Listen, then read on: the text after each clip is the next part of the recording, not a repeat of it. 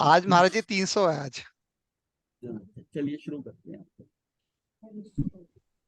आश्रम में हमारा चल रहा था, तो आश्रम में हमने मिथ्यात, आवृत्ति, प्रमाद कर लिया था, और कषाय। कषाय जो है आश्रम की बाढ़ का चतुर्थ प्रवाह कषाय है। संसार बढ़ाने का सबसे बड़ा कारण, संसार का मूल कारण, कर्म का मूल कषाय। कर्म का देखिए, कर्म आते योगों से हैं और बंधते किससे? कषाय से। अगर हम योग कर रहे हैं, अगर कषाय अंदर खत्म कर लें तो कर्म का बंध नहीं होगा। तो सारा खेल जो है सेंटर कहाँ पर आके रुकता है कि मैं अपने कषायों को सीमित करूं, ताकि मेरे जो कर्म बंधे वो लंबी अवधि के और ज्यादा अनुभाग के, यानी तीव्र नहीं हो, जो मैं बर्दाश्त करने में दिक्कत हो और मैं रिएक्शन कर जाऊं और मेरे फिर वो श्रृंखला शुरू हो जाए। इसका मतलब अपने कषायों को जितना पतला कर सके। चार कैटेगरी हैं, उसमें चौथी कैटेगरी में अगर आ जाती हैं तो तब आपके बहुत लंबे चौड़े, लंबी ड्यूरेशन के नहीं बनेंगे, ताकि उतने जितना दूर तक का बंधेगा उतने जन्म लेने पड़ेंगे, तब वो उदय में आएगा। पुराने तो जैसे बंधे हैं वो आएंगे ही। इसलिए अब अपने को कषायों को बहुत ही सीमित करना। जितना कल कषाय हल्के होंगे, समझो कि ये कंट्रोल कर लो। और फिर साथ साथ योग की यह हमारी जो चंचलताएं हैं, ये जानू ये करूँ, योग इतना प्रभावित नहीं करता अगर कषाय अपने ठीक। कषाय ठीक है तो उसका क्या होगा, कर्म जो है ना वो बंद नहीं हो पाएंगे, और गहरे बंद नहीं होंगे, मतलब गाढ़े बंद नहीं होंगे। अगर बंद होगा भी, देखिए अगर ग्रस्त संसार में रह रहे हैं, कुछ कर्म बंद होंगे बड़े हल्के, एक दो तीन भव में आने वाले, और इसी के बीच में कार्य हो जाएगा ऐसे। तो इसका मतलब सारा जो सेंटर आता है अपने आप को कंट्रोल करने का, वो है कषाय। कषाय अगर हम मिथ्यात से निकल जाते हैं, मिथ्यात से निकलते हैं और नंतानुबंधी कषाई चौकड़ी तोड़ देते हैं, सम्यक दर्शन में आ गए, तो हमने बताया था कि एक तिहाई, एक तिहाई से ज्यादा आपकी कर्म प्रकृतियां नहीं बनेंगी। और खासतौर जो अधोगति में ले जाने वाली है, नीचे की गतियों में ले जाने वाली है, केंद्री, विकलेंद्री, उस सब में नहीं जाओ, और कितनों से छुटकारा हो जाता है चौथे तक पहुंचने में। लेकिन उसमें अभी एक चौकड़ी टूटी है, फिर उसके बाद में नेक्स्ट स्टेज भी टूटे, उसके बाद नेक्स्ट टूटे। जब श्रावक के 12 व्रत ले लोगे, उसके व्रत लेने के बाद में फिर आपकी क्या है कि आपकी स्थिति चौथे पे आ जाएगी। वो तो इतने साधु के भी होते हैं आगे चलते, स्वजन के किशाई जो है ना, उसको धीरे धीरे होता है, फिर वो अंडर कंट्रोल आ जाती है काफी हद तक। अगर आप कुछ रिएक्शन करते हुए ना, इसी टाइम रियलाइज हो जाएगा गलती होगी, और उसकी आलोचना कर लोगे, ये कर लोगे, तो उसमें काफी अपना है। उसके ऊपर की कैटेगरी पे इतना कंट्रोल नहीं होता, उसमें तीव्रतम होती है वो कंट्रोल। हाँ हाँ, अनंता अनुबंधी में तो एकदम भड़क दिखता है, इसलिए वो आउट ऑफ कंट्रोल हो जाता है। तो सारा खेल क्या है कि अपने कषायों को पतला करना। तो कर्म, संसार का मूल कर्म है, और कर्म का मूल क्या है? वो कषाय। और कषाय किस लिए है? कि अपेक्षाओं से है कि ऐसा करना चाहिए, ऐसा होना चाहिए, उसने वैसा किया नहीं, आप क्रोधित हो रहे हो, इसको मेरा ऐसे, मेरी रिस्पेक्ट करनी चाहिए थी, इसने करी नहीं, तो मान कषाय का। अपेक्षाएं बहुत हैं। अगर हम अपनी इच्छाएं और अपेक्षाएं खत्म कर लेंगे तो मेरे कषाय भी पतले पड़ जाए, क्योंकि जैसा आ गया ठीक है, जैसा मिल गया ठीक। रिएक्शन कम हो जाएंगे, रिएक्शन कम हो जाएंगे तो कषाय के ऊपर कंट्रोल हो जाएगा। तो अपनी अपेक्षाओं को, एक्सपेक्टेशंस को, दूसरे के प्रति इसमें ऐसा करना है, या मेरी जिंदगी में ये होना चाहिए, हम एक्सपेक्ट करते हैं, वो जो है ना, वो जो अपेक्षा का भाव है ना, जब वो वैसा हो नहीं होता तो हम रिएक्ट करते हैं।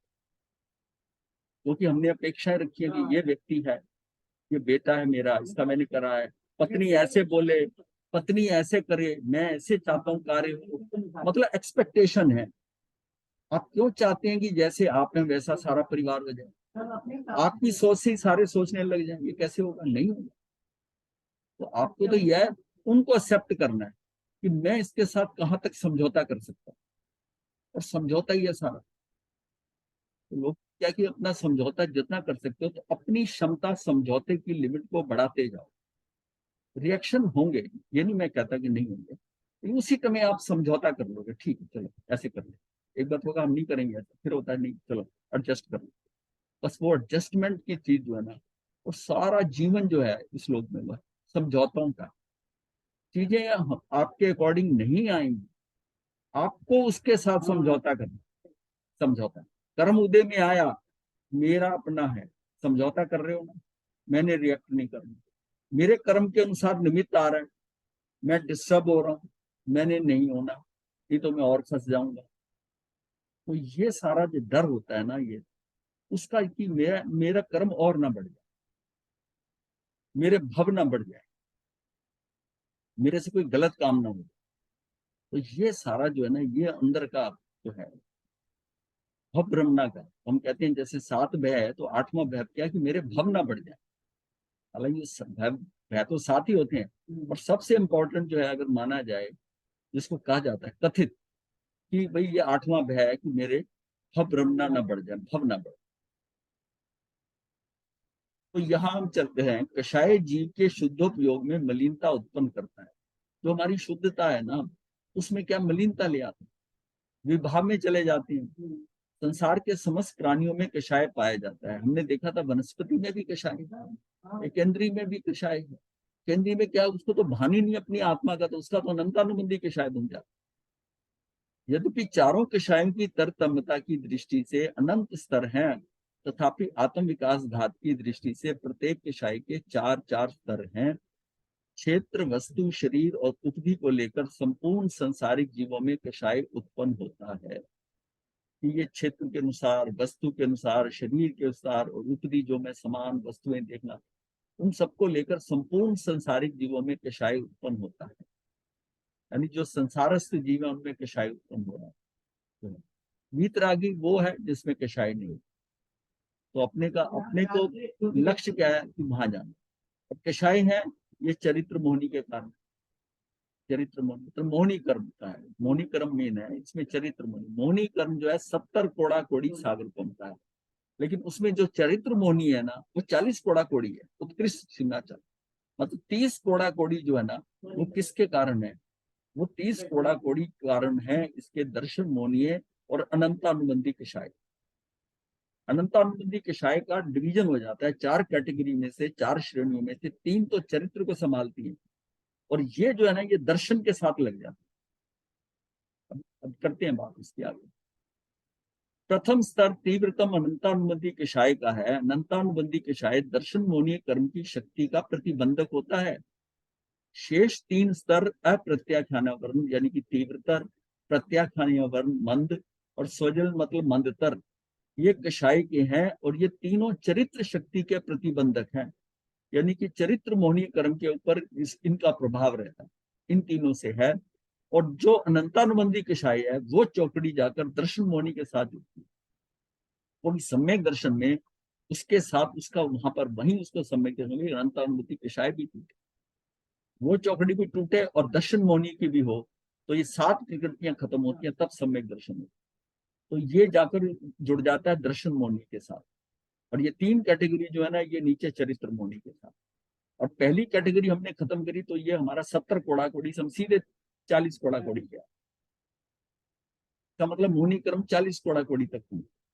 दर्शन शक्ति के व्यक्त होने पर, अर्थात दर्शन मोहनीय व अनंतानुमति कषाय के वेग, उपशम, शेयोपशम या क्षय होने पर चतुर्थ स्थान के अंत में चरित्र मोहनी का प्राथमिक विकास होता है। वैसे तो जैसी सम्यक दर्शन होगा, तो आप मोहनी कर्म का 1 कोड़ा कोड़ी में आ जाओगे, 1 कोड़ा कोड़ी से कम। लेकिन मतलब ये जो 40 कोड़ा कोड़ी है उत्कृष्ट स्थिति है, लेकिन सम्यक दर्शन होने के कारण उसके सम्यक दर्शन से पहले की स्थिति है कि आयुष कर्म को छोड़कर सारे कर्म जो है 1 कोड़ा कोड़ी सागरोपम रहते हैं। तो मोहिनी कर्म भी इतना ठीक हो जाता है, ठीक हो जाता है। तो इसका मतलब अंतानुबंधी का कितना बड़ा इम्पैक्ट है, कितना बड़ा इम्पैक्ट है अंतानुबंधी। और 1 कोड़ा कोड़ी सागरपम। फिर इसके बाद हमने अंत्य कोड़ी में जाना। अंत्य कोड़ी का मतलब 1 कोड़ा कोड़ी की बजाय 1 कोड़ी सागर, इसको हम अंत्य कोड़ी कहते हैं। मतलब करोड़ इंटू करोड़ नहीं, खाली करोड़। तो यानी कि अंत्य कोड़ा कोड़ी जो है करोड़वा हिस्सा है 1 कोड़ा कोड़ी का, करोड़वा हिस्सा वहां तक अंत्य कोड़ा कोड़ी तक पहुंचता है। दर्शन शक्ति के व्यक्त होने पर, अर्थात दर्शन मोहनीय व अनंतानुबंधी कषाय के वेग, उपशम, क्षयोपशम या क्षय होने पर चतुर्गुण स्थान के अंत में चरित्र मोहनी का प्राथमिक विकास होता है। नौ कषाय जो है ना, ये सम्यक दर्शन का बाधक तो नहीं है, किंतु श्रावक वृत्ति का बाधक अवश्य है, क्योंकि इस कषाय के उदय होने पर श्रावक वृत्ति के प्रति अंश मात्र भी उत्साह नहीं रहता। नौ कषाय, हाँ, नौ कषाय उसको इम्पैक्ट करता है, श्रावक वृत्ति को करता है, यानी कि पांचवें गुण स्थान पे इफेक्ट कर जाता है उसको। श्रावक वृत्ति के प्रति अंश मात्र भी उत्साह नहीं रहता, वो श्रावक बनना नहीं चाहता, उसका नौ कषाय होता है। अब इसके बाद आता है योग। मन वचन काया की प्रवृत्ति, मन वचन और काया की क्रिया से आत्म प्रदेशों में जो परिस्पंदन, हलन चलन, जो मूवमेंट होती है, उसे योग कहते हैं। ये हमारे अंदर का होता है, हमें नहीं पता। जब किसी चीज को देखकर हम आकर्षित हुए उसकी तरफ, या हमारी अटेंशन गई, तो एक हलचल तो हो गई, हलचल हो गई शुरू में कि मेरा ध्यान उधर गया एकदम। तो ये जो है, जो परिस्पंदन होता है, ये हलन चलन जो होती है मेरे आत्म प्रदेशों में, उसे योग कहते हैं। आत्मा की शक्ति विशेष को भाव योग कहती है। और आत्मा फिर भाव जब करती है, उसके बाद में जब वहां जाता है, फिर उसमें भाव आता है, वो उसका भाव योग, उसकी जो आत्मा की शक्ति है, वो भाव योग कहती है। मन वचन काय के निमित्त से आत्म प्रदेशों का जो परिस्पंदन होता है, उसे द्रव्य योग कहते हैं। अतः जहां तक संभव हो, योगों की चपलता को न्यून करते जाएं, योगों को कम करते जाएं। एकदम तेजी दिखाता है, जल्दबाजी करता है, और सहज, बहुत ठहराव आ जाए, अपने अंदर ठहराव आ जाए, तो उसके योग जो है ना, जल्दी भड़कता नहीं है, जल्दी तेजी नहीं करता है, बड़े बड़े सहज, जो कार्य करना ना, बड़ी सहज से करे। हाँ, ठाठा नहीं, बिल्कुल ऐसा नहीं करे। मतलब जो लोग है ना, मैंने कई बार देखा, कुर्सी भी खींचते हैं, वो ऐसे खींचते हैं गर्दन से पकड़ के, भैया तुम्हारे। तो गांधी जी की है कि एक बार जब गांधी जी बैठे थे, तो सभा हो रही थी, तो कुर्सियां दूर थी, एक कुर्सी दो कम हो गई, एक कुर्सी। तो जो नेक्स्ट व्यक्ति आया ना, वो कुर्सी को एक कोने से ऐसे घसीटता लाया, मतलब दो टांगों पे ऐसे टेढ़ी कर लेते हैं ना, पीछे से उसका सिर पकड़ के ऐसे जब घसीटता है ना, बालों से पकड़ के घसीटते आदमी को, इससे कुर्सी को लाया, तो बड़ी आवाज हुई, सारे डिस्टर्ब हुए। तो महात्मा गांधी ने कहा, अरे भाई, ये आपकी सहायक है, ये आपको बैठने में आराम देती है, इसको इतनी निर्दयता से क्यों खींच रहे हो? देखिए, पौद्गलिक जड़ के साथ भी वही भाव है, ये भाव अंदर क्या है कि मैं इसको खींचू नहीं, डिस्टर्ब नहीं हो गई, आराम से ऐसे उठाओ, जहां बैठना है वहां रखो। आपके अंदर इतनी सहजता होनी चाहिए। लेकिन जो होता है, जब कार्य करना होता है, हम कितनी तेजी से करते हैं, हम बॉदर ही नहीं करते कि ये बाकियों को सबको हिला के रख देगा, डिस्टर्ब कर। तो ये सारी चीजें जो है, ये क्या है कि अपने योगों को, अपनी चंचलताओं को, देखो, वेरिएशन तो जब रहती चीजों में आता है, देखते हैं उसकी तरफ हम आकर्षित भी होते हैं, बड़ी सहज मात्र, सहज मात्र, तो उसमें बहुत ठहराव आ जाए। तो ठहराव आना बहुत जरूरी है। तो योग हल्के होंगे ठहराव में, और साथ में कषाय कम होने चाहिए, तो ये लिमिट करेगा।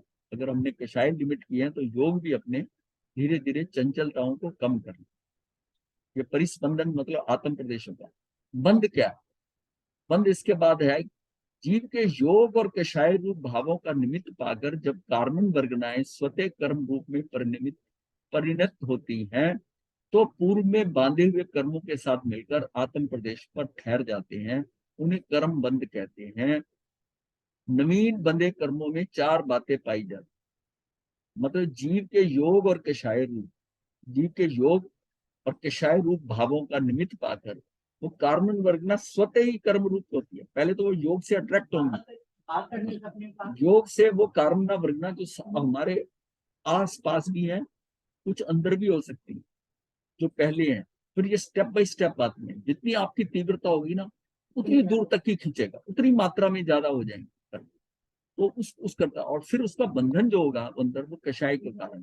तो वर्गनाएं स्वतः कर्म रूप परिनिमित होती है, वो आती भी खुद है, पर योग मेरे अंदर हलन चलन होना चाहिए। मेरे अंदर जो वाइब्रेशन होती है ना, वो वाइब्रेशन को, वो परिस्पंदन को वो लेकर वो अट्रैक्ट हो जाए, वो अट्रैक्ट। तो उसमें चार बातें क्या पाई जाती है? उनका स्वभाव, जो प्रकृति बंद कहलाता है, उनकी स्थिति अर्थात रुके रहने की काल मर्यादा, इसको स्थिति बंद कहते हैं। फल देने की शक्ति, न्यून अधिक फलोदय या रसोदय का, तो अनुभाग बंद या रस बंद या फल जनक शक्ति, मतलब उसको फल देने की हमको उसकी फल जनक शक्ति कितनी होगी, इसको हम कहते हैं अनुभाग बंध। कहीं कहीं इसको अनुभाव बंध भी कह देते हैं। कर्मों का परिणाम क्या है? परिमाण।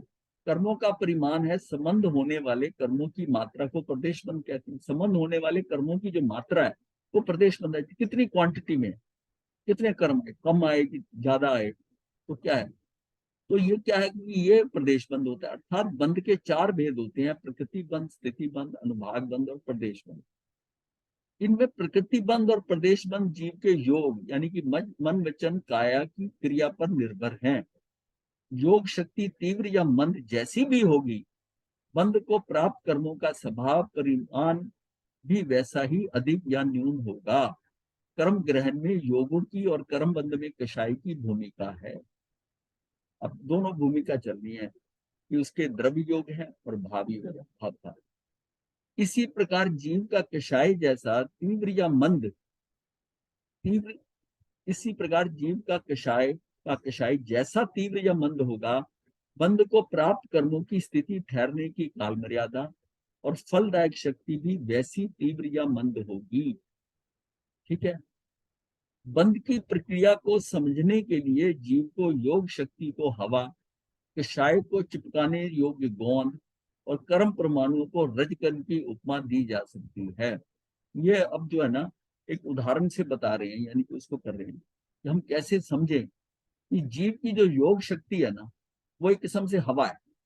स्पंदन हुआ, अंदर एक वेग आया, हवा जब अंदर स्पंदन होता है तो अंदर कुछ उसमें वाइब्रेशन होकर, मतलब उसके अंदर जैसे होता है ना कि एक चीज जैसे चलती है, वायु निकल जाती है हवा, उसमें डिस्टर्बेंस हुई तो वो बाहर से उसको उसने निमंत्रण दे दिया उनको आने का।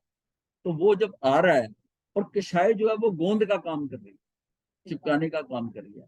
और जो कर्म परमाणु है, ये समझो आंधी जैसे धूल आ रही है, तो हाँ हाँ, तो मतलब यह है कि हमारे योगों ने उस धूल के कणों को आंधी की तरह लाए।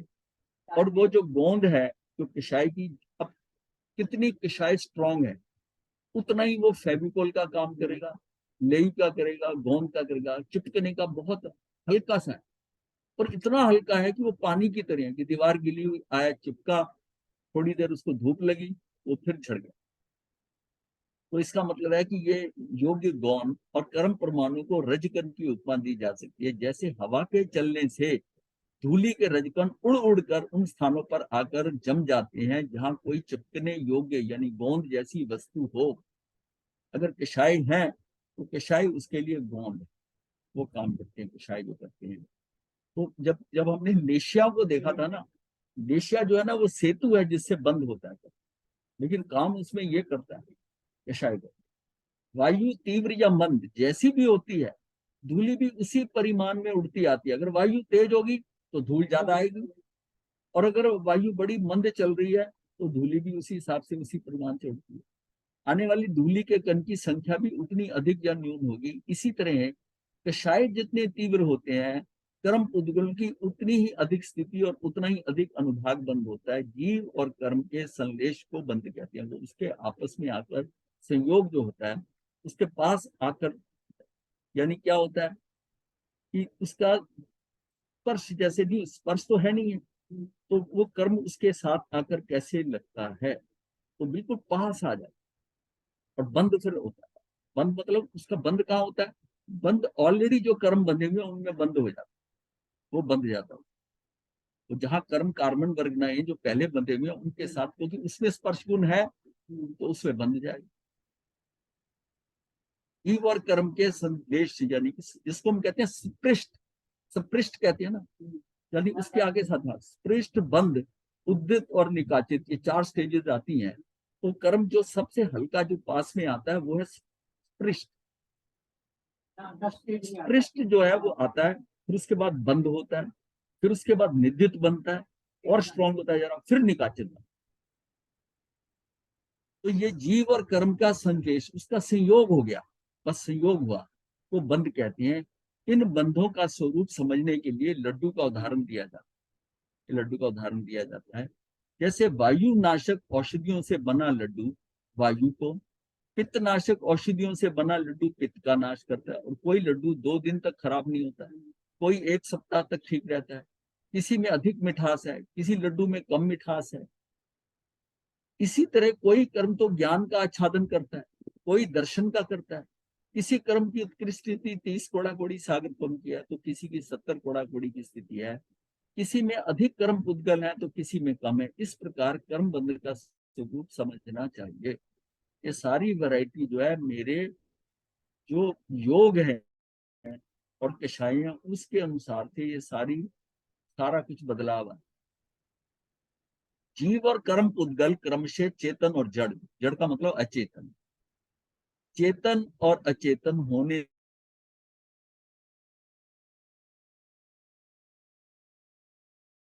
है। दूसरे शब्दों में कर्म और आत्म प्रदेशों का एक दूसरे से मिल जाना, अर्थात एक क्षेत्र वगाई हो जाना। बंध क्या है? बंध का मतलब चिपकता नहीं है। अब एक क्षेत्र वगाई हो गया, जहां वो पड़ा है वहीं वो पड़ा। हाँ है। अब तो ये इसको हम बंद कहेंगे। बंद हो गया मतलब उसी स्थान पे वो है, उसी स्थान पे वो है। पर ये नहीं कि उसको स्पर्श कर रहा है, ऐसा नहीं। दोनों दोनों स्थान उसी पे ही, अर्थात एक क्षेत्र वगाई हो जाना बंध है। जीव और कर्म का ये पारस्परिक बंध प्रवाह की अपेक्षा से अनादि है। पर प्रवाह से कैसे? कि कुछ कर्म पहले के बंधे हैं, वो निकल रहे हैं, दूसरे नए आ रहे हैं। तो प्रवाह की अपेक्षा से तो अनादि से चलता आ रहा है। लेकिन अगर एक पर्टिकुलर कर्म को देंगे कि भाई यही कर्म है, तो ये अंत तक चलेगा नहीं। उसकी शादी भी हुई है, उसका अंत भी होगा, तो शादी शांत है। लेकिन जो कर्म हमारे आ रहे हैं, उसकी शादी हो रही है और साथ में उसका अंत होता जा रहा है, और नए कर्म आते जाते हैं, उनका शादी शांत चलता रहता है। जो मनुष्य इस बंधन को बंधन नहीं समझता वह मोहांध है। जो इसको बंध नहीं समझता, क्या हो जाएगा इससे, क्या हो जाएगा कर्म बंध गए, क्या हो जाएगा? ऐसा भी लोग हैं जो कहते हैं ये है। और वह बंधन को तोड़कर मुक्त नहीं हो सकता, मतलब उसका प्रभाव तो अनादि से है। हमें फर्क नहीं पड़ता पुराने निकल गए, लेकिन कर्म तो स्टोर में आए जा रहे हैं ना। जब तक कि हम उनको, उनका जो आश्रम रोके नहीं, संवर की स्थिति ना आए, तब आएगी तो तब स्टॉक में से निकलेंगे तो स्टोर में कमी आएगी। अब पुराने जा रहे हैं, नए आ रहे हैं, कमती बढ़ती हो रहा है, तो वहीं घूम रहे हैं हम। भगवान महावीर ने सूत्र कृतांग 1:1 में कहा है कि उज्जई जा था बंधक परिजानिया। ये जो अर्थात बंधन को जानो और तोड़ो। वो कहते हैं अगर भगवान ने यहाँ तक भी कहा, अगर युद्ध करना है तो युद्ध अपने कर्मों से कर। युद्ध इस अवसर को जाने मत दे, युद्ध को, युद्ध करना है। अर्थात बंधन को जानो और तोड़ो। पहले कर्म वर्गना के पुतलों का आत्म प्रदेशों में आगमन होता है, फिर बंद होता है। जब हम सपृष्ट कहते हैं ना, तो आगमन होता है, पहले तो आता है, आश्रम हुआ सिर्फ है। कर्म पुद्गलों का आगमन आश्रम बिना नहीं होता। अतः बंध पदार्थ की उत्पत्ति का मूलाधार जो है वो आश्रव तत्व ही है। 9 तत्वों में जो आश्रव तत्व है उसका मूल, उसकी बंध पदार्थ की उत्पत्ति का मूल आधार वही है। मुक्त जीव में अनेक शक्तियां होती हैं, किंतु संसारी जीव उन शक्तियों को प्रकट नहीं कर सकता, क्योंकि जीव के साथ कर्मों के बंध से उसके सारे स्वाभाविक गुण दबे हुए रहते हैं। अतः कर्म की पराधीनता में जीव निसत्व हो जाता है, मतलब उसकी सत्ता ही नहीं रहती। कोई कर्मों की पराधीनता है। कुछ कुछ को तो उन्होंने आवरण लगाए हुए। अब मोहनी कर्म के कारण उसकी विपरीत उन मार्ग पकड़ता है, सन्मार्ग पे जाता नहीं, तो सारा गड़बड़ हो जाता है उन कर्मों के कारण। तो सारे उसके जो स्वाभाविक गुण है वो दब जाते हैं, और इन कर्मों के कारण ही वो स्वभाव को छोड़कर विभाव में जाते हैं, क्योंकि स्वभाव के गुण सब दबे हुए। अतः कर्म की पराधीनता में जीव निसत्व हो जाता है। इसी तरह बंध भी मोक्ष का बाधक तत्व है। तो ये बंध जो है ना, ये मोक्ष का बाधक तत्व है। तो 9 तत्वों में से ऐसा ये साथ डिफाइन करते जा रहे हैं कि मोक्ष का जो बाधक है वो तत्व। एक समय में जीव के साथ जितने कर्मों का बंध होता है उसके समूह को एक बंद स्थान कहते हैं। एक समय में जीव के साथ जितने कर्मों का बंध होता है उसके समूह को एक बंद स्थान कहते हैं। इस बंद स्थान के 2 प्रकार से विचार किया जाता है। पहला मूल प्रकृतियों में, दूसरा उत्तर प्रकृतियों। पहले तो हम 8 जो मूल प्रकृतियां हैं, ज्ञानावरणी दर्शनावरणी, इसके हिसाब से करते हैं। दूसरा उसकी उत्तर प्रकृति में, फिर हरेक की आ गई है 11 दशमलव के 9, तो ये उसकी उत्तर प्रकृति में। मूल कर्म 8 हैं। साधारणतः प्रत्येक जीव के आयु कर्म के अतिरिक्त, यानी जो आयुष कर्म बनता है अतिरिक्त, शेष 7 कर्म प्रति समय बनते रहते हैं। आयु कर्म का बंध जीव में एक बार नियत समय पर ही होता है। तो आयु कर्म की सीमा जो है ना, वो 7वें गुण स्थान तक है। एक्चुअली ये होता छठे में ही है, पर छठे में बंधते बंधते कई बार जीव 7वें में भी चला जाता है। अब जैसे अगर साधु भी है, छठे 7वें में झूल रहा है, कभी छठे में कभी 7वें में, वैसे कर्म का बंध छठे से शुरू होता है और लेकिन 7वें तक जा सकता है। इसलिए हमने सीमा लगा दी इसकी, इस 7वें के बाद में नहीं होता।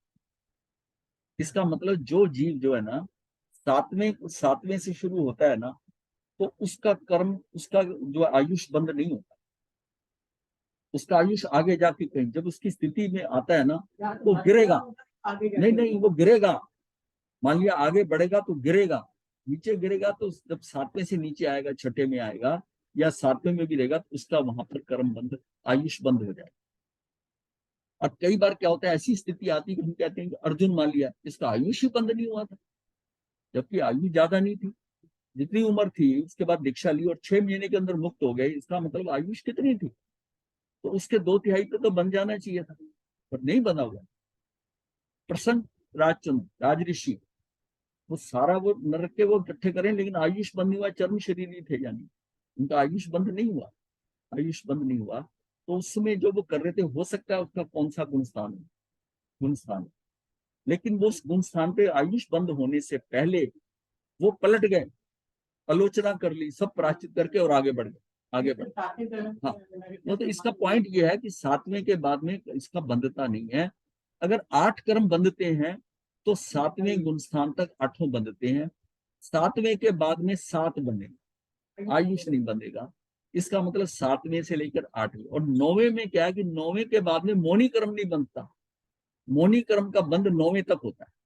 तो इसका मतलब उसके बाद 10वें तक 6 कर्म ही बनेंगे, और 10वें में जब जाता है तो उसके बाद 1 कर्म ही रह जाता है अंत तक, और 14वें में कोई कर्म नहीं बनता।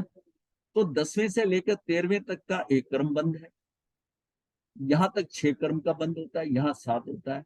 इसको बड़े आसानी से हम समझ सकते हैं कि पहले से 7वें तक 8 कर्मों का बंद हो सकता है। लेकिन आयुष का कर्म, क्योंकि अपने टोटल स्पैन जीवन में एक बारी बंधना है, तो इसका मतलब ज्यादातर तो 7-7 कर्म बन रहे हैं। जिस समय आयुष बनना है वो 8 बन सकते हैं, पर वो 7वें गुण स्थान तक ही बनेंगे, शुरू छठे पे हो जाता है, छठे। अब इसके बाद में फिर जो कर्म बंधता है, तो अब आयुष 7वें के बाद नहीं बनेगा, और 9वें के बाद मोहनी कर्म नहीं बनेगा, फिर 6 कर्म रह जाते हैं बंधने वाले, और 10वें के बाद जो है 1 कर्म का बंध। तो यहाँ पहुंचकर स्थिति जो है, 11वें में भी जब तक गिरता नहीं है तब तक वो वीतरागता में है, उसका एक साता वेदनी कर्म बंधेगा। ये सारे में जो 1 कर्म बंद हो रहा है ना, ये साता वेदनी का बंद होता है। कहाँ से शुरू होता है, ये 12वीं 13वीं, इसमें ये वीतरागता यहाँ पर है। 10वें 11वें में जाएगा तो वीतरागता है, तब भी साता वेदनी, 12वें में भी, 13वें में, और 14वें में कोई कर्म नहीं बनता। 10वें गुण स्थान पर पहुंचकर आयुष कर्म और मौनी कर्म के अतिरिक्त शेष 6 कर्मों का बंध होता है, क्योंकि आयुष कर्म 7वें गुण स्थान तक और मौनी कर्म का 9वें गुण स्थान तक ही बनता है, आगे के गुण स्थानों में नहीं। 10वें गुण स्थान के आगे 11वें 12वें 13वें में केवल एक साता वेदनी कर्म का ही बंध होता है। इस प्रकार मूल प्रकृतियों के 4 ही बंध स्थान होते हैं, 8 प्रकृतियों का, 7 प्रकृतियों का, 6 का और 1 का। मतलब ऐसा नहीं है। अब ये समझिए कि जैसे कोई कहता है ना कि 8 7 6 और 1, मतलब ये कभी नहीं होगा कि 5 का बंध गया, 4 का बंध गया, 3 का बंध गया।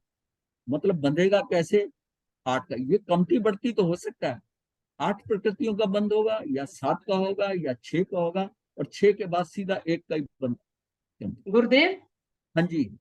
क्या पता चल सकता है कि हमारा आयुष्य कर्म बंध गया था, अभी बंधन बंधा नहीं? अगर चल जाए, नहीं अगर चल जाए तो क्या कर लेंगे नहीं नहीं, क्या कर लोगे। हाँ नहीं, वो तो है।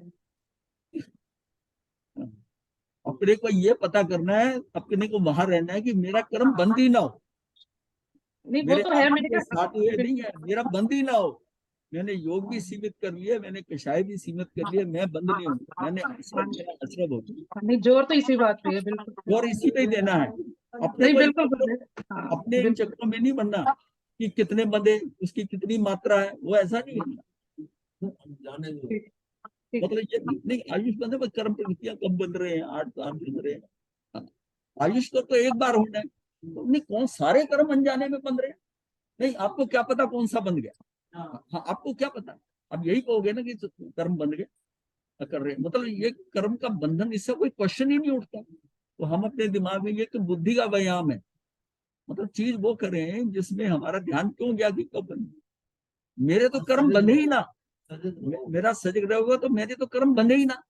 मैं क्यों चाहते हैं कि हमारे कर्म बंद रहो? हाँ, हाँ, सजग कर्म बंधे ही ना, कर्म बंधे ही ना, इसके ऊपर ये अप्रोच रखो। मेरे कौन सा बंदा है, कैसा बंदा है, वो क्या लेना अपने। हाँ, नहीं नहीं, आयुष नहीं, सारे कर्मों को पता चल सकता है कि कर्म कौन बंधा है। सारे, किसी भी कर्म का नहीं पता चल सकता कौन से बंधे, कितने बंधे।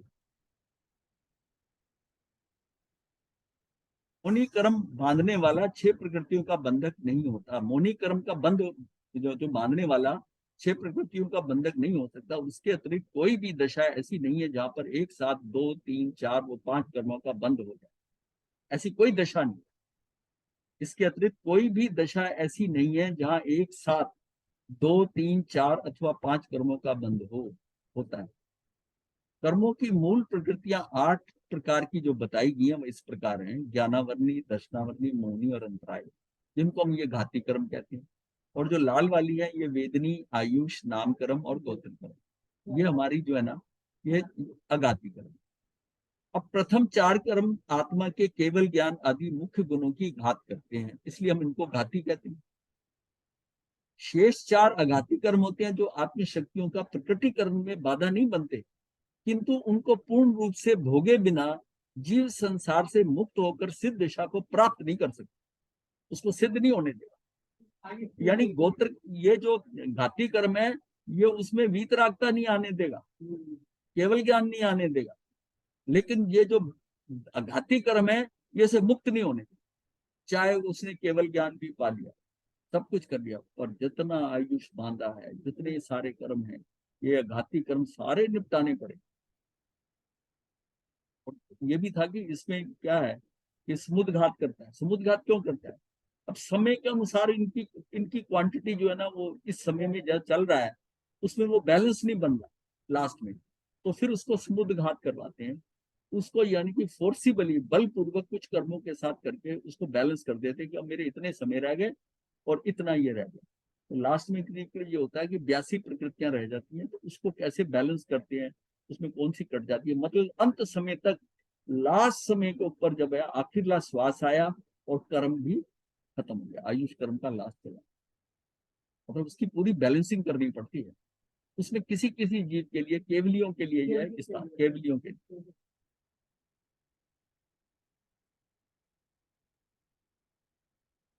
कर्मों की प्रकृति 2 प्रकार की होती है: मूल प्रकृति और उत्तर प्रकृति।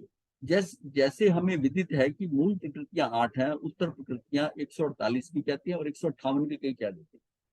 वो सारा क्या है कि उसका फर्क है कि जितनी, जिससे हम वर्ण गंध रस स्पर्श, कहीं पर 4 लिया, कहीं पर वर्ण की 5, उनको जोड़कर टोटल 20 कर दिया, तो 16 का फर्क आ जाता है। ऐसे इसका पूरा सिस्टम है कि इसका 10 का डिफरेंस रहता है, वो आगे 3 आ जाएगा।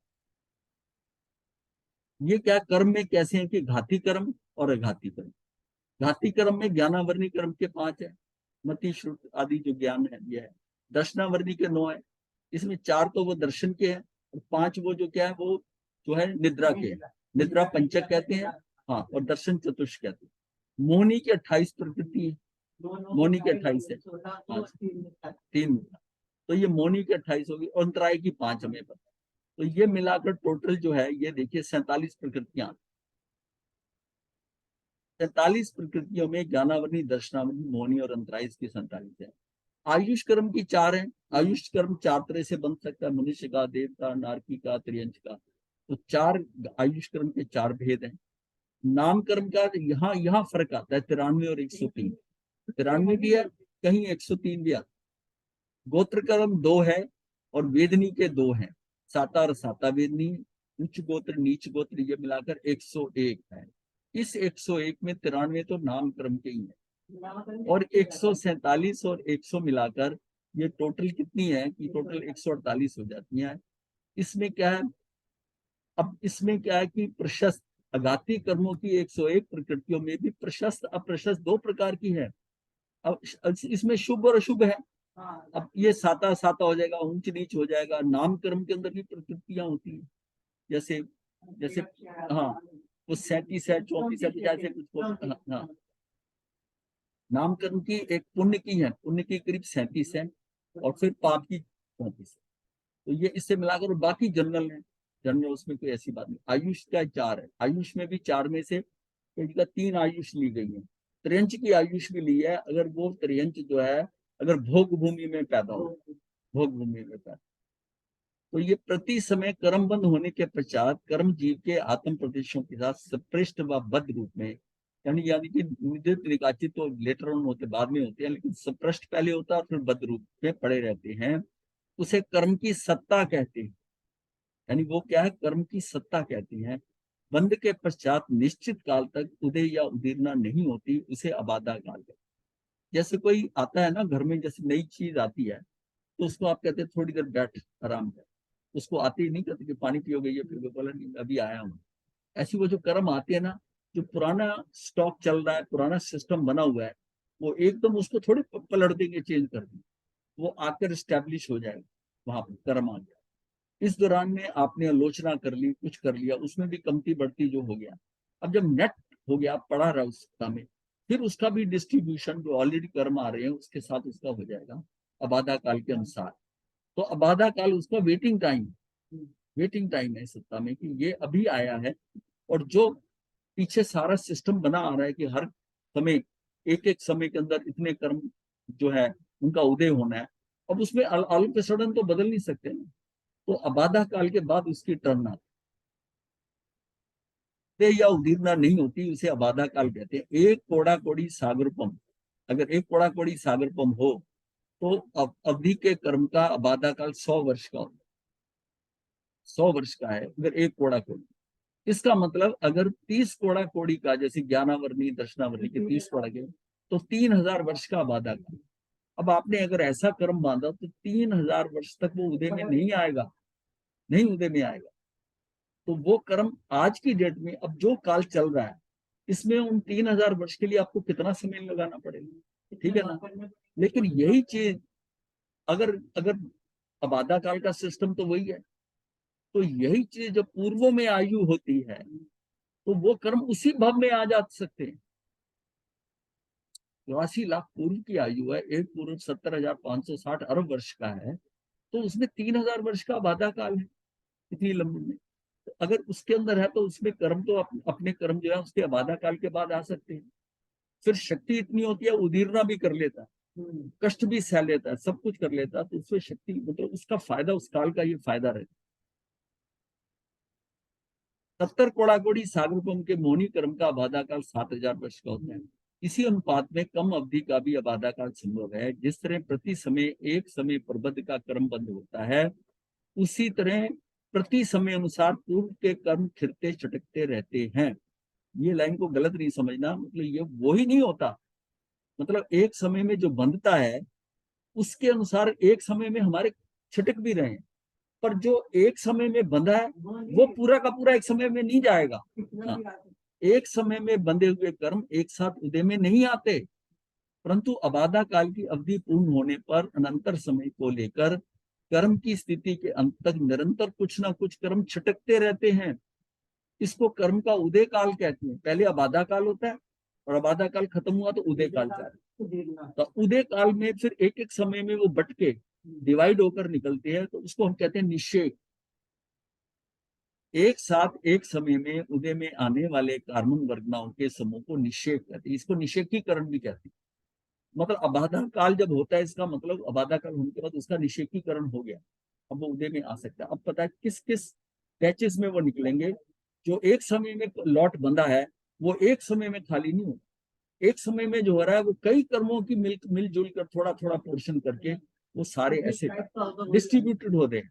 और उसी उसमें जो स्थिति बंद है, अब आधा काल घटा देंगे तो लास्ट जाएगा वो उसकी जो स्थिति बंद है उसके अनुसार जाएगा।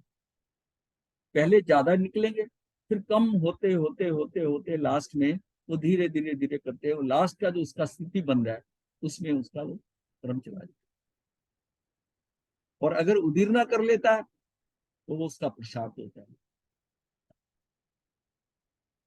तब यह है कि अनुभाग और स्थिति बंद का समझने के लिए, अगर मेरे कषाय तीव्र हैं तो क्या फर्क पड़ता है, और अगर मंद कषाय है तो क्या फर्क पड़ता है। अब अगर तीव्र कषाय है तो शुभ प्रकृतियां कौन सी हैं, उसमें अनुभाग और स्थिति बंद है। इसका इम्पैक्ट क्या होगा, अगर आपका कषाय बड़ा तेज है और प्रकृतियां शुभ कर रहे हो, मतलब आप अच्छा काम कर रहे हो बट बड़ी तीव्रता से कर रहे हो, कषाय भी तीव्र है और काम शुभ प्रकृति कर रहे हो। ये जरूरी नहीं कि आप अशुभ ही करो, उसमें शुभ कर रहे हो। अब शुभ कर रहे हो तो उसमें अनुभाग बंद कम होगा। क्यों कम होगा, क्योंकि आपका कषाय तेज, मतलब जितना अगर ये कषाय मंद होता तो ये शुभ प्रकृतियों का अनुभाग आपको सुख ज्यादा मिलता। लेकिन कषाय जो है वो तीव्र होने के कारण उसका अनुभाग कम है और स्थिति बंद उसकी अधिक हो जाती है। स्थिति बंद अधिक हो जाती है, ये लंबी स्थिति का बनता है। शुभ प्रकृति थोड़ा थोड़ा सुख देगा, बड़े लंबे समय तक देगा। अगर यही कषाय मंद हो तो प्रकृति में सुख जो मिलेगा अत्यधिक, अत्यधिक सुख जिसको कहते हैं शुभ प्रकृति का अधिक सुख, और लेकिन स्थिति बंद कम होगा। अब सुख जो है उसकी स्थिति कम होगी। स्थिति कम होने का मतलब कि जब मंद कषाय है तो स्थिति उसकी कम होगी लेकिन सुख बहुत तीव्र आएगा, बहुत तेज। शुभ शुभ कौन सा होता है, सुख क्या होता है शुभ का, एक सेंटेंस ऐसा सुनकर आदमी उल्लसित हो जाता है, ऐसा बाग बाग हो जाता है, क्या कह दिया मेरे बारे में, या ये क्या मैं सुन रहा हूँ। हाँ, इतना अंदर से आनंदित होता है, मतलब उसको वो क्या है उसका। तो जैसे जब देवानंदा जब दर्शन करने की भगवान के, तो उसके तनों से दूध जो है तो वो आ गया, तो फिर क्वेश्चन किया गौतम स्वामी ने, तो भगवान ने कहा ये मेरी माता है। अब एक स्त्री जो एक तीर्थंकर को नमन कर रही है और उसको उसमें ये पता चलता है कि ये तेरा पुत्र है, अब उसकी उसकी उसके सुख का आनंद आप क्या एस्टिमेट कर सकते कि उसको कितना आनंद मिला होगा उस समय, कितना आनंद मिला होगा। और उस आनंद ने उनका जीवन परिवर्तन कर दिया, पति पत्नी, और बाद में उन्होंने दीक्षा ले ली और मोक्ष चले गए। तो ये देखिए कि वो उसकी सीमा है उसकी आनंद की, वो इससे इससे बड़ा उनको जीवन में आनंद नहीं मिल सकता। अब यही केस हम अशुभ प्रकृतियों में देखें। अशुभ प्रकृतियों में क्या हो रहा है कि तीव्र कषाय, अब तीव्र कषाय है तो इसका मतलब है अनुभाग जो है आपको दुख ज्यादा मिले। तीव्र कषाय सुख या दुख जो भी, अशुभ इसमें, शुभ में तो दुख मिलेगा, दुख मिलेगा तो दुख अधिक मिलेगा। कोई कषाय तेज है तो अनुभाग तेज है, आपको जो अनुभव में आएगा वो बहुत अधिक तीव्र दुख होगा, बहुत अधिक दुख अनुभाग बन। लेकिन स्थिति बंद कितना है, उत्कृष्ट स्थिति भी बड़ी होगी, उत्कृष्ट स्थिति बन जाएगी क्योंकि अशुभ है, तीव्र कषाय है, काम आप शुभ कर रहे हो तो इसमें अनुभाग भी अधिक है और ये भी अधिक है। और यही मंद कषाय हो आपके तो अशुभ प्रकृति तो कर रहे हो लेकिन दुख भी बहुत कम, अनुभाग बंद बहुत कम आएगा और स्थिति भी उसकी बहुत कम होगी। अब इसका खेल क्या हुआ है कि अगर आपके कषाय मंद हैं तो आपकी अशुभ प्रकृति करते हुए भी अगर मान लिया आपसे अशुभ हो रहा है तब भी अनुभाग बहुत हल्का और स्थिति भी बहुत कम आएगी, बहुत हीन आएगी। इसका मतलब है कि मंद कषाय करना कितना आवश्यक है। तो देखिए ये जीवन में करते हुए सारी चीजें होंगी, और मंद कषाय है उसमें शुभ प्रकृतियां कर रहे हो तो उसके अंदर अनुभाग जो है उसको मिलेगा, वो भी अधिक मिलेगा और उसका भी स्थिति बंद कम होगा। अब इसके आगे हम चर्चा करते हैं।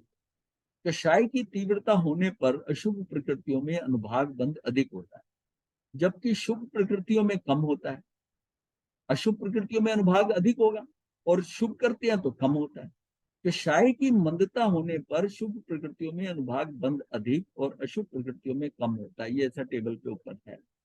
अनुभाग बंध की दृष्टि से कषाय की तीव्रता और मंदता का प्रभाव शुभ अशुभ प्रकृतियों पर विपरीत रूप से पड़ता है।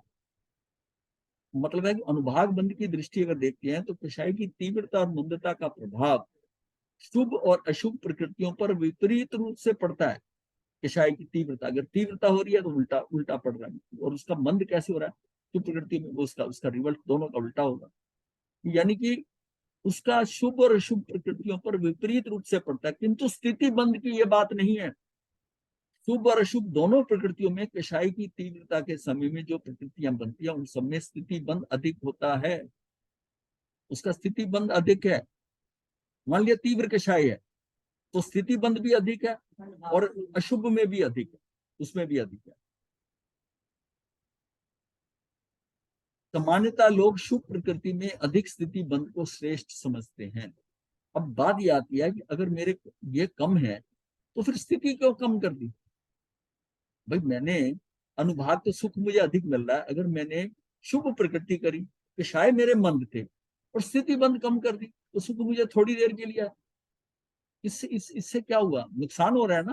भाई जब मैंने शुभ प्रकृति करी तो यही बात बताई जा रही है कि सामान्यतः लोग शुभ प्रकृति में अधिक स्थिति बंध को श्रेष्ठ समझते हैं, यानी कि शुभ प्रकृति अधिक काल तक फल दे। वास्तविकता ये है कि बंध आखिर बंध है, पराधीनता रूप है, वह निर्जरा व कर्म से मुक्ति नहीं है। इस अपेक्षा से अधिक उत्कृष्ट स्थिति का बंध होना अच्छा नहीं है। आप उतना भोगना पड़ेगा तो फंसा रहेगा।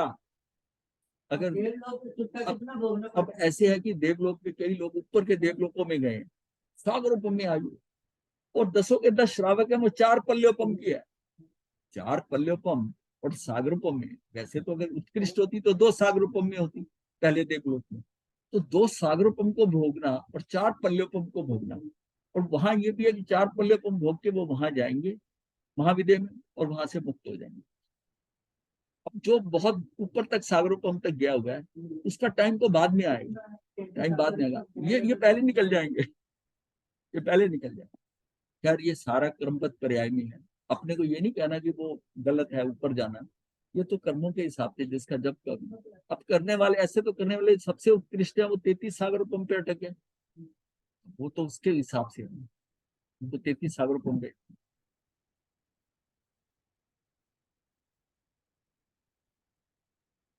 अब 8 कर्मों की उत्तर प्रकृतियां, ज्ञानावरणी कर्म की 5 उत्तर प्रकृतियां। पहले तो हमने सिर्फ वो संख्या बताई थी, अब इसमें डिटेल हो रही है कि कौन कौन सी। ज्ञानावरणी कर्म की 5 उत्तर प्रकृतियां हैं, उनके नाम इस प्रकार हैं: मति ज्ञानावरण, शुभ ज्ञानावरण, अवधि का, मन पर गया ज्ञान और केवल ज्ञानावरण। ये 5 हमारे क्या है, आवरण है। ये जो है इसको मति, श्रुत, अवधि, उसके हिसाब से ये सब आप जानते हो। दर्शनावरण की 9 उत्तर प्रकृतियां, दर्शन, चतुष्क और निद्रा पंचक कहते हैं। दर्शन चतुष्क क्या है? चक्षु दर्शन, अचक्षु दर्शन, अवधि दर्शन और केवल दर्शन। इन चारों के साथ आवरण शब्द जोड़ना है। अगर आवरण सबके साथ जोड़ देंगे तो चक्षु दर्शनावरण, अचक्षु दर्शनावरण, ये चलेगा। निद्रा पंचक क्या? निद्रा, निद्रा निद्रा, प्रचला प्रचला प्रचला और सत्यान वृद्धि। ये निद्रा की 5 निद्राएं हैं। ये ये तीव्रतम तीव्रतम तीव्रतम, और ये बहुत शक्ति के साथ होती है। ये तो सत्यान वृद्धि तो इतनी ऐसी शक्ति आ जाती, कहते हैं वासुदेव से आधा। अगर उसका सैनन अच्छा है, सैनन अच्छा है, वज्र ऋषभ नरा सैनन है, तो एक वासुदेव की जितनी शक्ति है उसकी आधी शक्ति उसमें होगी।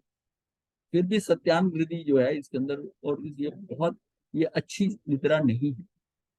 ये जीव को जो है ना अधोगामी करती है सत्यान वृद्धि। मोहनी कर्म 2 प्रकार का, दर्शन मोहनी और चरित्र मोहनी।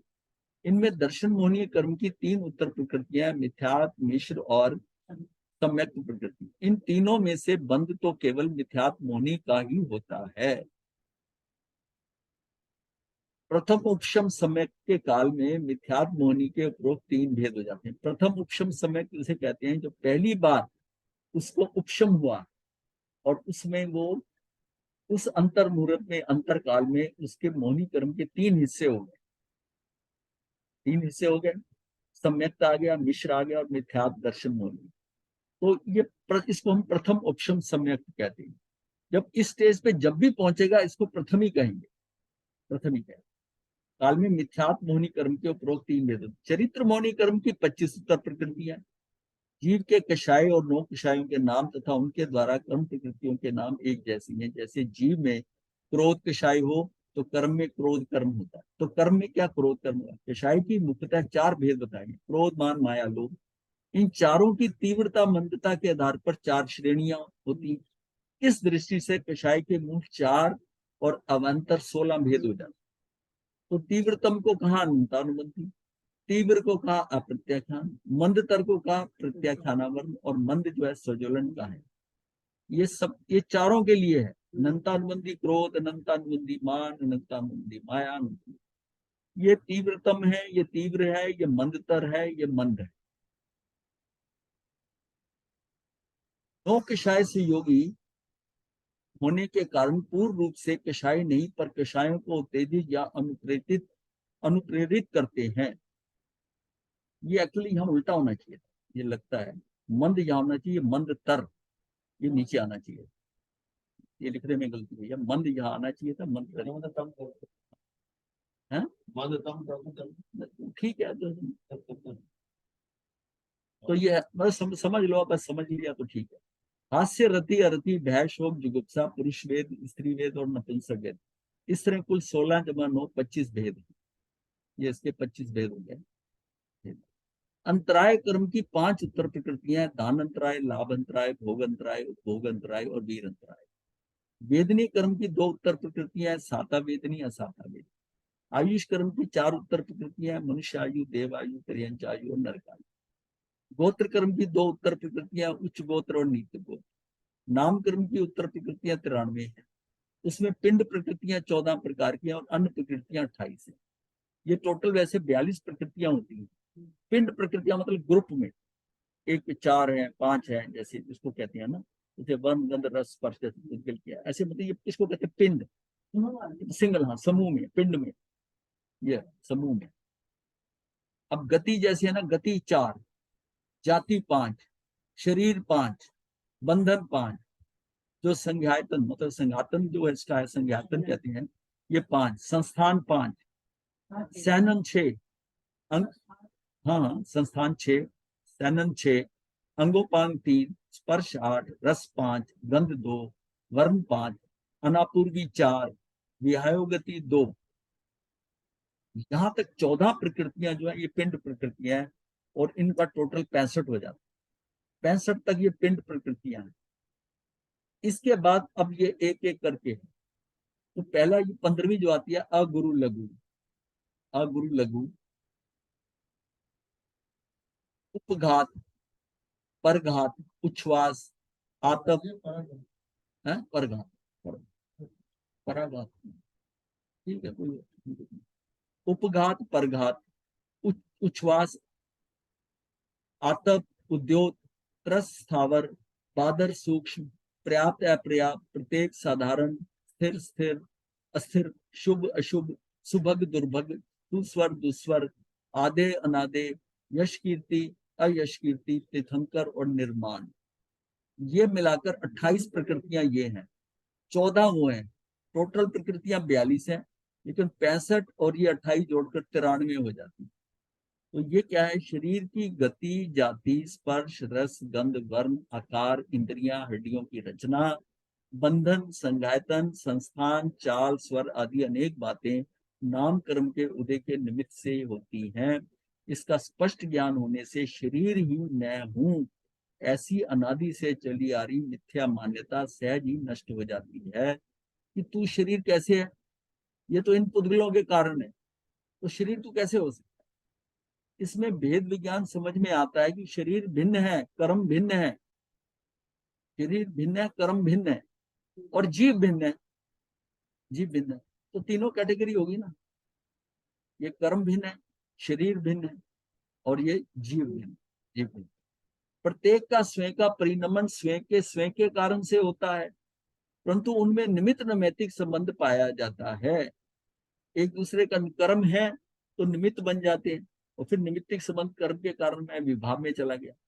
वैसे को एक दूसरे से बिल्कुल अलग अलग है, लेकिन एक दूसरे को प्रभावित कर रहे हैं, निमित्त निमित्तिक बनकर प्रभावित कर रहे हैं। कार्य तो उसके उपादान से ही होना। कर्म संबंधी ये ज्ञान हमें सर्वज्ञों से ही प्राप्त हुआ है। ये ज्ञान किसी साधारण मनुष्य की बुद्धि की उपज नहीं है। ये कोई किसी बुद्धि इसकी उपज से नहीं निकाल सकता। ये सारा जो डिटेलिंग है ये सर्वज्ञ बता सकते हैं। अब इसके बाद आता है पुण्य तत्व। शुभ योग के साथ होने वाले कर्म बंध को पुण्य कहते हैं। जिन कर्मों का फल जीव को प्रिय हो उनको पुण्य कहते हैं। अर्थात जीव को सुख रूपी फल देने वाला पुण्य कहलाता है। पुण्य क्या है? जो जीव को सुख देता है।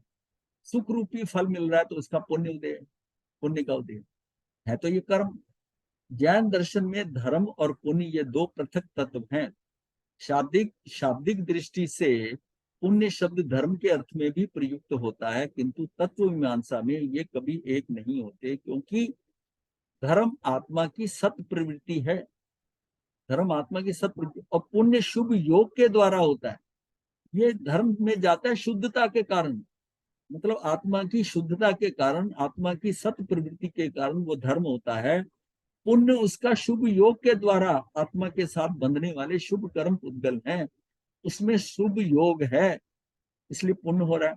और शुद्ध है, शुद्ध योग शुद्ध में है, तो जब आत्मा शुद्ध है तो उसकी सत प्रवृत्ति हो रही है, वो धर्म है।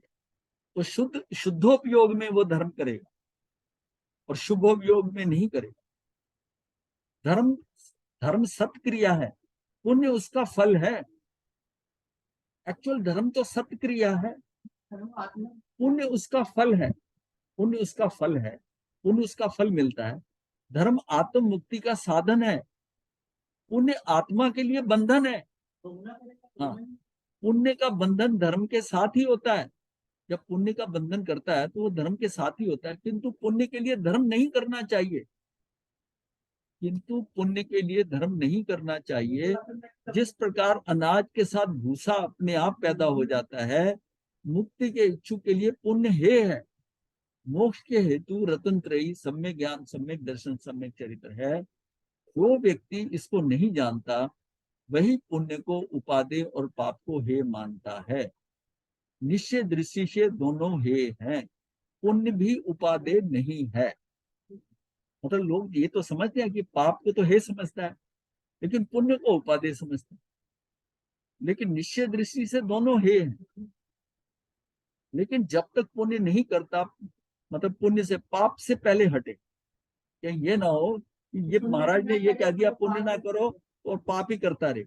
पहले तो पाप से हटना है, फिर उसके बाद में सिलेक्शन करनी है कि मैं धर्म में जाऊं, शुद्ध में जाऊं, शुद्धता में जाऊं, मैं पुण्य भी ना करूं।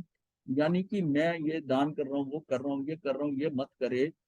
टोटल स्वाध्याय और ध्यान साधना में लग जाए। इससे वो क्या, शुद्धोपयोग में चला जाएगा। ध्यान साधना करे, ध्यान अगर पूरी तरह लगता है उस समय उसकी निर्जरा हो जाएगी, क्योंकि उस समय वो धर्म में है। वो धर्म में है क्योंकि उसकी सत्ता जो है ना, उसकी सत्य प्रवृत्ति है उस समय, शुद्धोपयोग में है। जो व्यक्ति इसको नहीं जानता वही पुण्य को उपादेय और पाप को हे मानता है। निश्चय दृष्टि से ये दोनों हे हैं। की हेयता के बारे में जैन परंपरा एक मत है। पुण्य की हेयता के बारे में जैन परंपरा एक मत है। भगवान महावीर ने उत्तरायण सूत्र में कहा है, पुण्य और पाप इन दोनों के क्षय से मुक्ति मिलती है। जीव अपने शुभ और शुभ कर्मों के कारण संसार में परिभ्रमण करता है। आचार्य अभयदेव सूरी ने आश्रम बंध पुण्य और पाप को भव भ्रमण का हेतु कहा है। आश्रम मतलब आगमन हो रहा है, पुण्य पाप का आगमन हो रहा है और बंध हो रहा है। तो ये क्या है कि ये भव भ्रमण का हेतु है, ये संसार में घुमाएगा। पुण्य से भोग मिलते हैं। जो पुण्य की इच्छा करते हैं वो भोगों की इच्छा करते हैं, और जो भोग की इच्छा से वो संसार बढ़ता है, अतः यह मोक्ष में बाधक है। जितना जितना हम पुण्य की इच्छा करेंगे, भोगों की इच्छा करेंगे, इसका मतलब हम संसार में रहना चाहते हैं, मुक्ति से दूर हैं, उतना आप संसार में रहना चाहते हैं। क्योंकि जब तक आप जो कुछ मांग रहे हो, जिनकी आपको अपेक्षाएं हैं, वो पूरी नहीं होंगी, इच्छाएं पूर्ण नहीं होंगी, आप निवृत्त नहीं होंगे। इसका मतलब अंदर से वो निकालो। इसीलिए संवेग के बाद निर्वेद आता है। निर्वेद का मतलब ये है कि इससे हटना है, अपनी इच्छाओं कामनाओं से, अपनी तृष्णाओं से, लिप्साओं से, लालसाओं से, इनसे हटना है। होता है पाप रूप को पाप तो जानत जग सो कोई। पाप रूप को पाप तो जानत जग सो कोई, पुण्य तत्व भी पाप है कहत अनुभवी कोई। कोई अनुभवी कह सकता है इसमें, अर्थात जो कोई पुण्य को भी पाप कहता है वह बुद्धिमान कोई विरला ही होता है।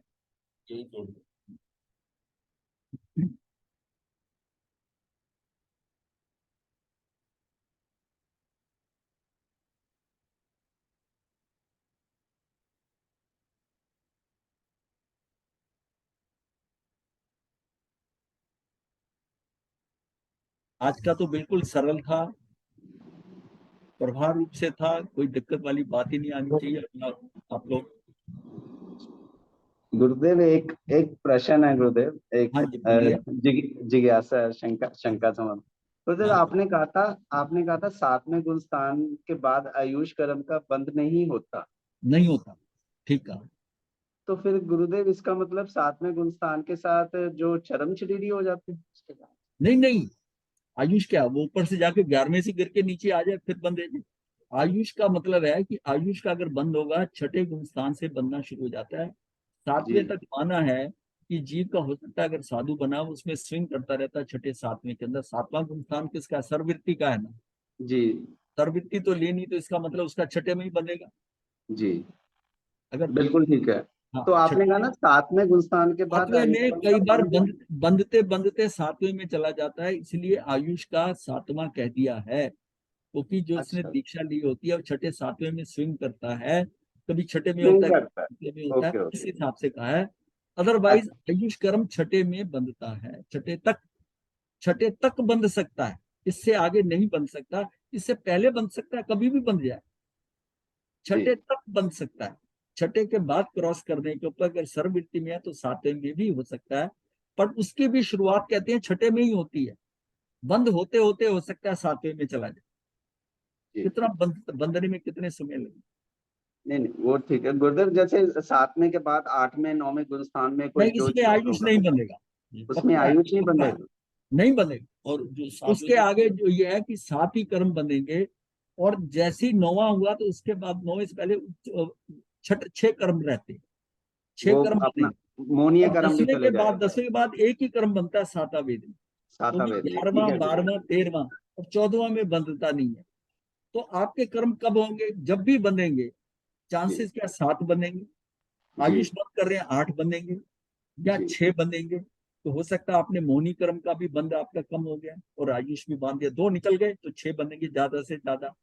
और बाद जी। में 10वें को क्रॉस करके आपका एक ही बनेगा और वह सात 7वां भी नहीं बनेगा। सातवां वेद में। 7वें से ऊपर अगर शपथ श्रेणी वाला उसका तो बनेगा ही नहीं। नहीं बने, किसी का भी नहीं बन सकता। अगर 7वें से ऊपर चला गया तो वो ऊपर से अगर लौट के आता है तो बनता है, वो आएगा। अदरवाइज उसका 7वें के ऊपर बनेगा नहीं, किसी का भी नहीं बनेगा। तो मानते हैं हाँ, लेकिन जो शपथ श्रेणी है, वो तो नीचे आएगा। शपथ श्रेणी वाले की बात क्यों करते हो? वो तो पहले शपथ श्रेणी कहाँ से डिसाइड 8वें से होनी है। चरम श्रेणी कह रहे थे ना, वो नहीं, चरम श्रेणी का वो कहने का शब्द है, मैं समझ गया उनका आशय क्या है कहने का। जी मतलब आयुष कर्म आपका 7वें से ऊपर नहीं बनेगा। और ये समझ के लिए कि आम रस का छठे में बन जाएगा, छठे में आयु बनेगा। और छठे में कितने लोग जा रहे हैं? 5वें में है, चौथे में है और पहले में। और पहले ज्यादातर तो पहले में ही बन जाएगा। ज्यादातर जीव कितने हैं? मेजर जीव जो है पहले में ही है जी। इसी में ही पहले में। जी और वो एग्जाम्पल बताइए ना, 16 अगर जीव टोटल माने जाए अगर फिगर से, 2 सिद्ध हैं और 13 मिथ्यात्व में है। मिथ्या। जी गुरुदेव की आज्ञा से चतारि मंगलम अरिहंता मंगलम सिद्धा मंगलम साहू मंगलम केवली पनतो धम्मो मंगलम। चतारि लुगुत्मा अरिहंता लुगुत्मा सिद्धा लुगुत्मा साहू लुगुत्मा केवली पनतो धम्मो लुगुत्मो।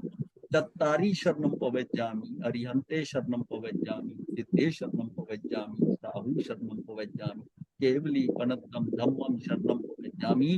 ये 4 शरणें दुख करने और न शरणा कोई, जो भव प्राणी करे आचरण। जय मथे वंदना गुरुदेव। मथे वंदना गुरुदेव। मथे वंदना।